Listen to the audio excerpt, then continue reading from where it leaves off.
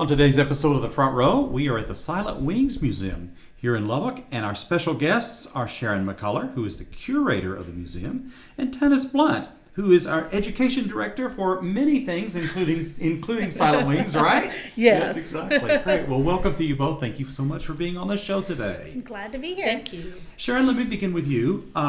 This is the Silent Wings Museum, and just for a little bit of context as we talk about Veterans Day, kind of pair that up together, Silent Wings and a Veterans Day. To give us a little bit of context. Cool.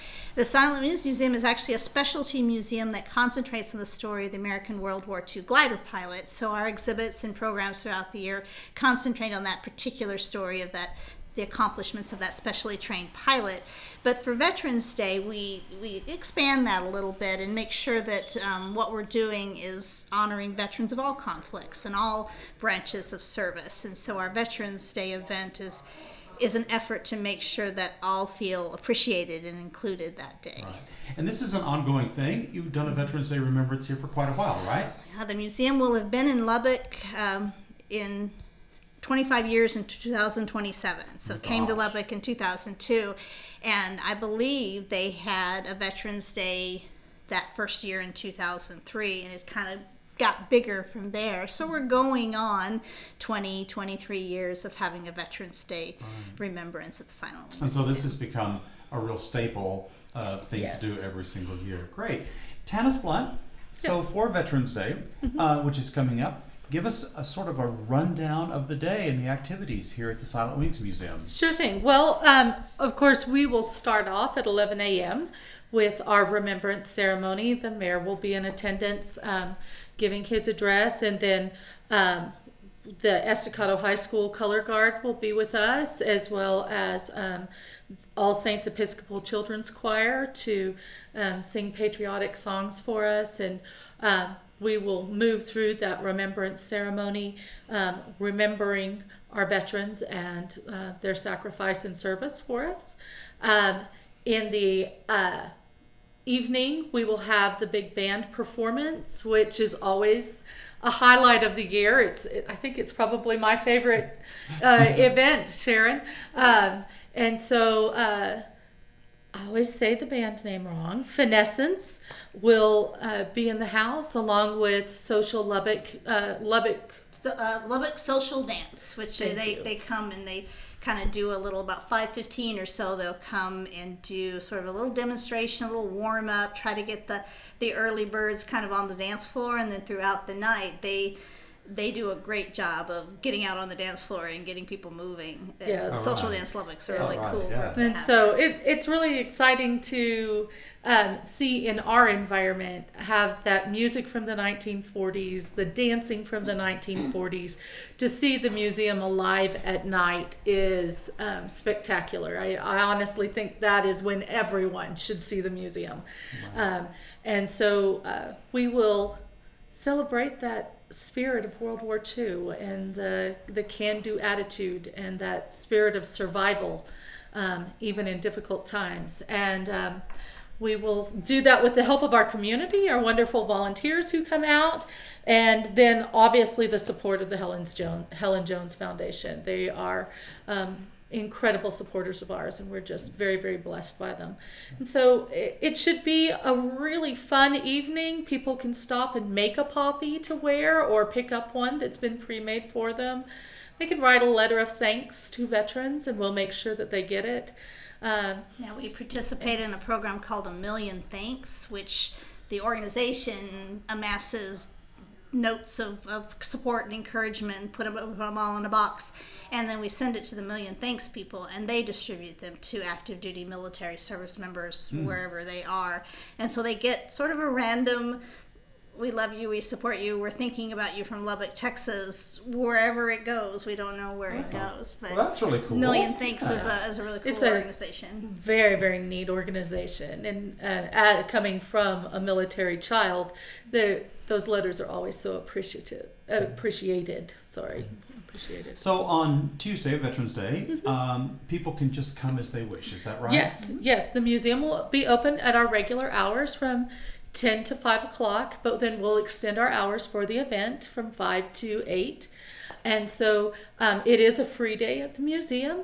We encourage people, if they have time in their schedule, to come to the ceremony at 11 o'clock. The rest of the museum will be silent because we are participating in that particular hour of remembrance. But then to stay and enjoy the films and the exhibits, and take a minute to write a letter, take a minute to remember the people in their families or their friends that are veterans, and thank them for their service. Right.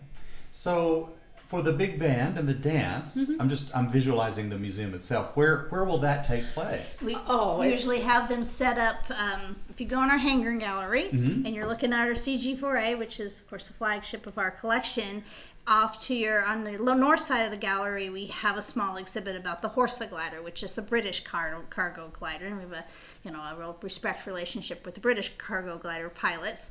And we have two flags hanging against the wall there, really giant flags, British and American, to illustrate that cooperative effort during World War II and that Allied effort in terms of the gliders.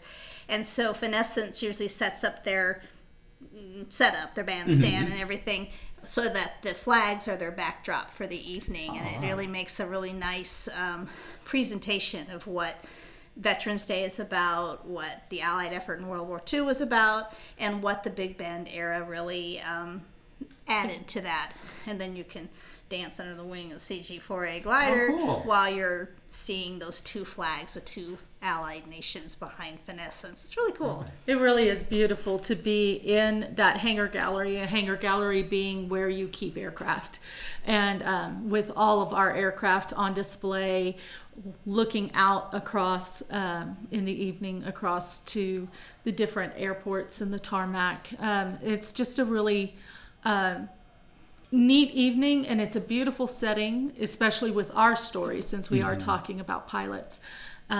To be able to, as we are dancing and enjoying the music, also see those different planes that take off in the evening and things. And so there's something very magical about it.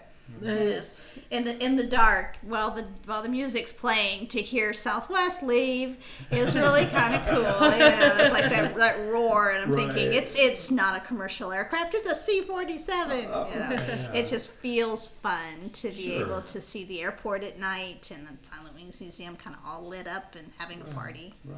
Yeah. Well, Tanis had mentioned that people could come during the day and see the museum and stuff like that.